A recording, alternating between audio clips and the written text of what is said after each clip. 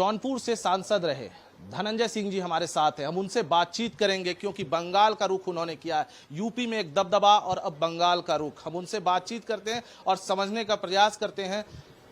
UP में दबदबा, अब बंगाल में क्या लगता है अर्जुन सिंह और तमाम लोगों को कितना लाभ हो पाए?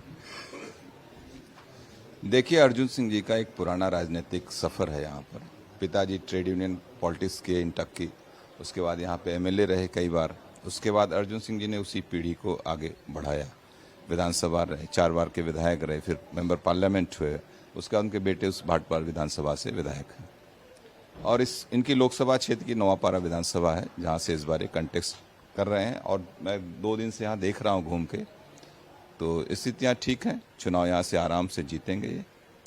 और मुझे पूरा विश्वास है कि अर्जुन सिंह जी जो यहाँ के कामगार, बेसिकली जूट मिल का पूरा बेल्ट रहा है, जूट का यहाँ पे तो इंडस्ट्रियल बेल्ट रहा है। यहाँ पर इन्होंने जो कामगार लोग बाहर से आए और जो लोकल लोग भी रहे, उनके हितों की रक्षा के लिए इनके फादर ने ट्रेड यूनियन की तरह से उनकी सुरक्षा की, उनकी रक्षा की, उनके इश्यूज़ को उठाया और आज उसको भी आगे बढ़ा रहे हैं। तो निश्चित रूप से सर्वहारा वर्ग की जो राजनीति कर रहे हैं, उसीलिए जनमानस में इतना स्नेह और प्यार है इनके लिए। आपने यूपी को बड़े करीब से देखा है, बंगाल भी घूम रहे हैं। बंगाल को कहाँ देखते हैं? देखिए, बंगाल को तो पिछले 50 वर्षों से बंगाल यहाँ पर दंश झेल रहा है। लगभग 34 वर्ष तक यहाँ पे शासन किया लेफ्ट ने। जो इशू तब था वही इशू आज भी है। ममता बनर्जी कांग्रेस से स्प्लिट होकर जब टीएमसी बनाई तो यही उनका इशू था कि लेफ्ट के खिलाफ जिस तरीके से लड़ना चाहिए उस तरीके से कांग्रेस नहीं लड़ रही है। लेकिन परिवर्तन के नाम पे बंगाल की भोली भाली जनता, बुद्धिजीवी जनता ने, जो लोकल भी लोग रहे, जो बाहर से लोग यहाँ से आए हुए हैं, जो लोग यहाँ बिजनेस में कामगार लोग रहे हैं, क्योंकि बंगाल एक ऐसा था, कलकत्ता एक सबसे यहाँ का बिजनेस के मामले में हिंदुस्तान का सबसे पुराना शहर रहा है। ईस्ट इंडिया कंपनी जब यहाँ आई तो यहाँ पे इंडस्ट्रियलाइजेशन बहुत हुआ। और एक कहते हैं कि हम लोग यहाँ 3rd जनरेशन 4th जनरेशन के जो लोग थे, वहाँ से नॉर्थ इंडिया से तमाम लोग जो बिजनेस करने के पर्पज़ से आया या काम की तलाश में आया तो कलकत्ता की तरफ आया करते थे। आज जो फर्स्ट इस तरह पिछले 40-50 सालों से जब से यहाँ से लेफ्ट का शासन बढ़ा तो लोगों की स्थिति दूसरी, दिल्ली, मुंबई और तमाम हैदराबाद, बेंगलोर, जो मेट्रो सिटीज़ थी, उस तरफ लोग निकल के गए काम की तलाश में। तमाम आईटी पार्क्स आए और भी तमाम तरीके की इंडस्ट्री, गुजरात की तरफ लोग गए। कि देखिए, देश है, देश सभी का है, सब लोग निकल के जहाँ पे अवसर होते हैं लोग निकल के जाते हैं। शिक्षा का जहाँ अवसर होता है लोग वहाँ जाते हैं। तो बंगाल उस मामले में बहुत पिछड़ गया।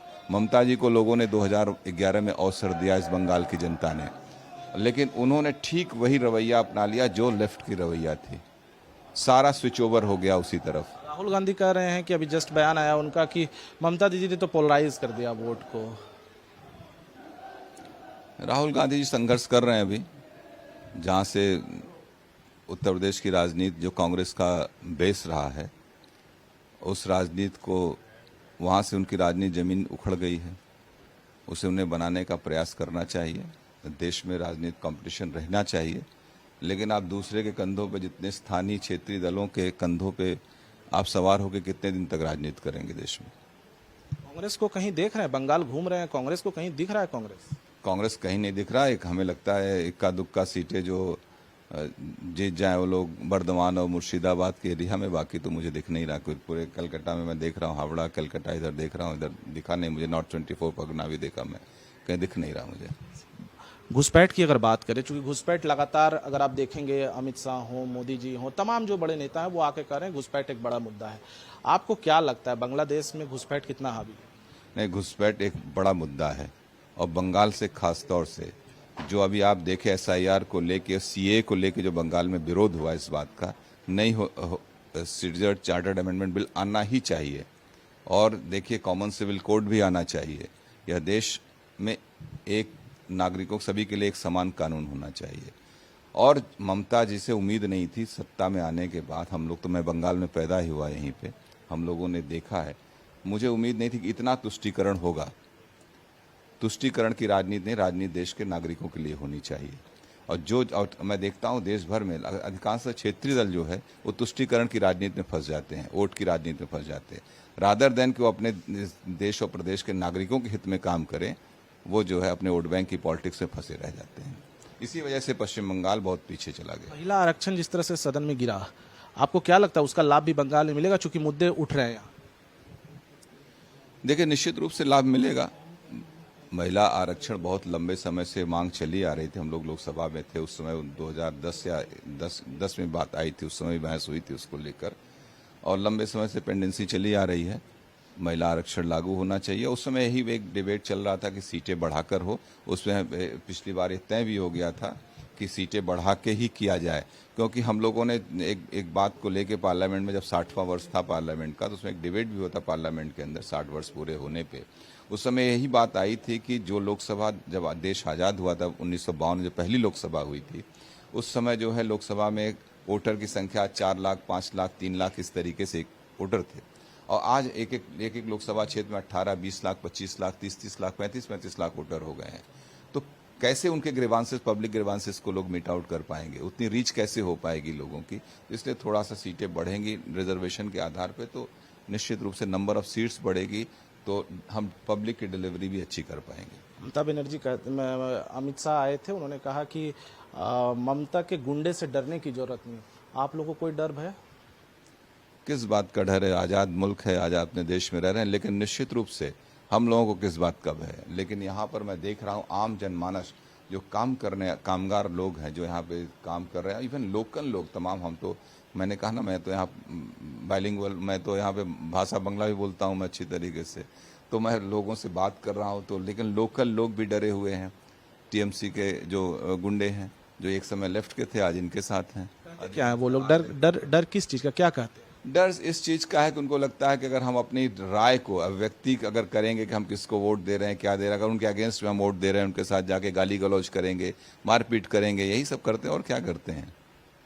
लोगों की अभिव्यक्ति पर भी हाँ, बिल्कुल, अभिव्यक्ति की स्वतंत्रता कहाँ है यहाँ पर? जो डरा सहमा समाज है, हम लोग यही लोगों को कहने आए हैं यहाँ पर। देश भर से लोग इसलिए यहाँ के आगे कह रहे हैं कि यहाँ के जो बंगाल की आवाम है, उसे यही अपील करने आए हैं कि देश की मुख्य धारा में रहने की ज़रूरत है। तमाम सेंट्रल स्कीम्स यहाँ पे लागू नहीं की जाती है। हेल्थ और एजुकेशन तो कॉन्करेंट लिस्ट का सब्जेक्ट है, जिसमें स्टेट और सेंट्रल दोनों की सहभागिता होती है। आप अकेले अपने ऊपर जिम्मेदारी कैसे ले सकते हो? आपको पता, केवल आलोचना कर देना मोदी जी की गलत बात है। अभी आपको पता होगा कि सेंट्रल जो फंड है, इसमें तमाम इश्यूज भी उठे थे। सेंट्रल फंड जो एलोकेशन हो रहा था, 1971 के सेंसस के आधार पर फाइनेंस कमीशन पैसा आवंटित करता था राज्यों को। अभी मोदी जी जब प्रधानमंत्री बने तो उन्होंने एक निर्णय नीति आयोग से अच्छा लिया, जिसके लिए मैं उनको धन्यवाद देता हूँ। देश को धन्यवाद देना, खासतौर से बंगाल, सभी राज्यों को धन्यवाद देना चाहिए, नॉर्थ इंडिया के। उन्होंने जो नया सेंसस 2011 के आधार पे जो पैसे का फाइनेंस कमीशन का पैसा सेंट्रल फाइनेंस में आवंटन करने का प्रयास वो किया, उससे बहुत ज़्यादा आबादी के आधार पे हो गए। जब 2011 की पॉपुलेशन देखें तो बंगाल बहुत बड़ा पॉपुलेशन, उसका लाभ बंगाल को ही मिला। केवल आलोचना करना अनुचित है। निश्चित रूप से मोदी जी बनारस से जब आके लोकसभा का चुनाव लड़े हैं तो नॉर्थ इंडिया की इकोनॉमिक स्थिति काफ़ी अच्छी हुई है, उत्तर प्रदेश, बिहार और इवन बंगाल की भी, लेकिन बंगाल का स्टेट फेल्योर रहा, जो उसका लाभ नहीं ले पाया, सिर्फ अपने ईगो की लड़ाई में।